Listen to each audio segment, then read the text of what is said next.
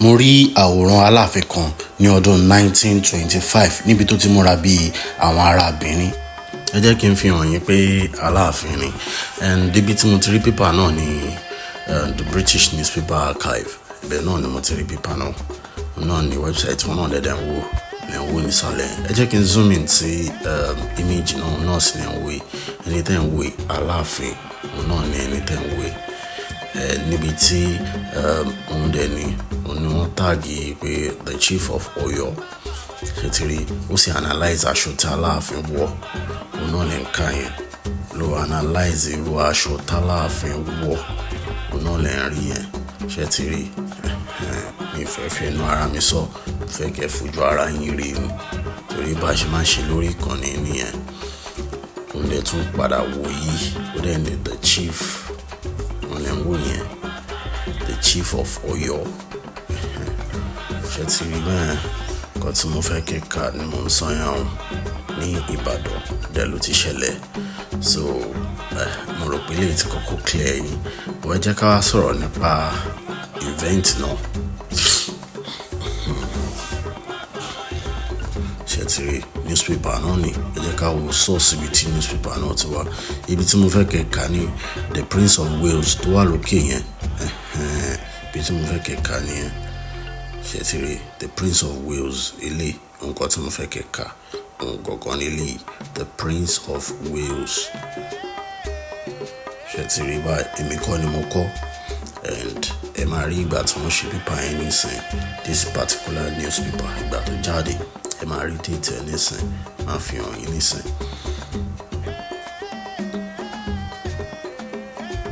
ṣe ti rí àwọn tó supply pictures yẹn àwọn náà pè ní CN bóyá Christian Network ni wọ́n mìíràn CN ní ẹ̀mí so àwọn ni wọ́n supply àwọn pictures yẹn nígbà yẹn.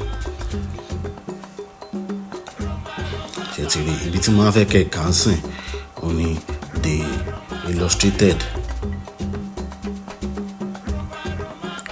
ibi tí wọ́n fẹ́ kẹ́ kà nìyẹn ṣe ti rí the illustrated London News wọ́n sì ṣe àtẹ̀jáde pépà yìí ní May 16, 1925 èmi kọ́ ni mo kọ́ èmi kọ́ ni mo ṣe èmi kàn ń fi hàn yín ni wípé and particularly nǹkan tó interest mi gangan òun ni bí Aláàfin ti ṣe múra nínú picture náà.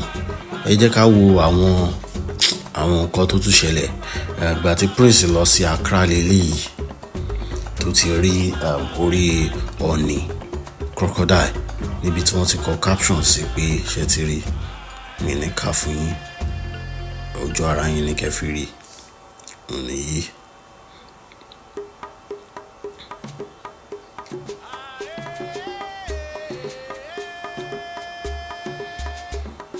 ṣe ti rí ní Accra eléyìí tẹ́ ń rí yẹn Accra ló ti ṣẹlẹ̀ so kí ló tún kò kí n fi hàn yín so event yẹn mo fi hàn yín lẹ́yọ̀kọ̀ọ̀kan yẹn ṣe ti rí bẹ́ẹ̀.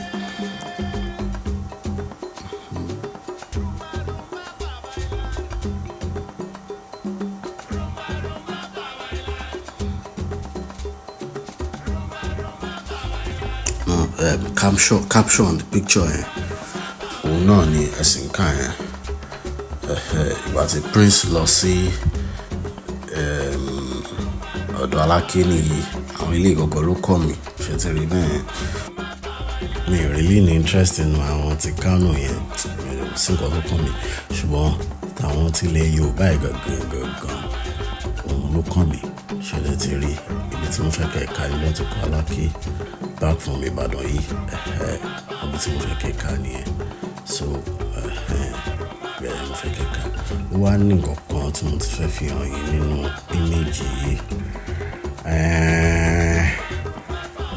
ibi tí mo fẹ́ kẹ́ka ní ibi tó ti kọ on the way yìí mo fẹ́ kẹ́ka ẹ máa kà lọ ojú ara yín lè máa fi kà kò ṣe mí ni mo máa kà fún yín ṣe ti rí on the way yẹn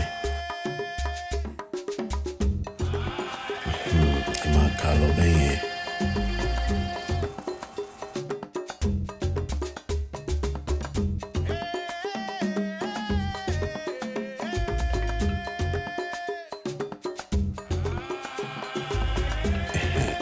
kà lọ then ibi tó ti bẹ̀rẹ̀ ní bíbá yìí òun ní Nigeria, southern Nigeria òun nìyẹn.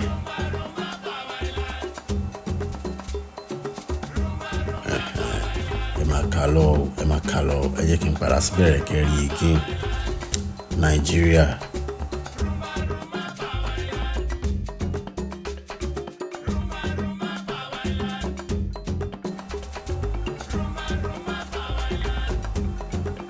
You see, this is 1925. This is 1925.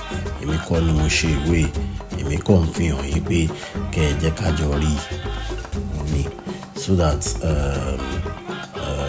irọ́ ò ní máa parọ́ fúnra irọ́ ò ní máa parọ́ fúnra ní gbogbo ìgbà lórí ẹ̀rọ ayélujára. And ibi tí mo sì ti rí newspaper yìí ó ní the British Newspaper Archive. Mo ti rí website, mo ti rí newspaper yìí ni. And about the event, wà ní the New York Times, ó wà ní archive wọn. So many things, details about the event, ó wà everywhere on the internet. So ẹ wò ẹ jẹ́ dánu dúró ń bí. Kó tó di pé mo dánu dúró, nǹkan tí mo ṣe níbí báyìí ni pé mo wá mú AI, mo fẹ́ regenerate the same image láti rí bí ó ṣe possible kí image náà ṣe rí. Ẹ má gbàgbé pé mo sọ pé aṣọ t'Aláàfin wọ̀ òun gangan ló interest mi jù nínú fọ́tò yìí, torí tẹ́ bá wo ìmúra náà ó jọ tàwọn apá Benin, kì í ṣe ìmúra tí a mọ̀ nílẹ̀ Yorùbá lóde òní yìí. So àwọn kan ní pé Olúọ̀wọ̀ òun ni eléyìí, ṣùgbọ́n kò ṣe Olúọ̀wọ̀. Mo lérò pé ẹ̀rí yìí ti múlẹ̀ wípé Aláàfin ni. Àwọn kan nígbà tí Olúọ̀wọ̀ lọ sí Dọ́bà ní 1922 ni. Kódà tẹ́ bá wo previous post mi wọ́n ṣàlàyé gbogbo ẹ̀ síbẹ̀, kọ oríṣiríṣi irọ́ síbẹ̀, ṣùgbọ́n original image gan ni mo fi hàn yín yìí. Bẹ́ẹ̀ ni mo sì sọ fún yín pé eléyìí tẹ́ ń wé Aláàfin ni. Nǹkan méjì kan wá wà tí mo fẹ́ ká pay attention sí. Nínú last video mi mo sọ̀rọ̀ nípa idà. Ẹ wo picture yìí, ṣé ti rí idà ni wọ́n gbé dání yẹn. Ó jẹ́ kí n máa wò pé ẹ jẹ́ kí n mọ̀ tó bá yẹ pé nǹkan tí mo ń ro lẹ́yìn náà ro. Ìyẹn jẹ́ alákọ̀ọ́kọ́. Ẹlẹ́ẹ̀kejì ni pé AI tí mo fi generate image yẹn, ó ṣeé ṣe kí AI má get àwọn colours yẹn right, torí ní èrò tèmi mo rò pé red ló ṣeé ṣe kí aṣọ t'Aláàfin wọ̀ yìí, red ló ṣeé ṣe kó jẹ́ fún ìdí méjì, fún ìdí Ṣàngó àti ìdí Benin tó jọ tí ìmúra yẹn jọ.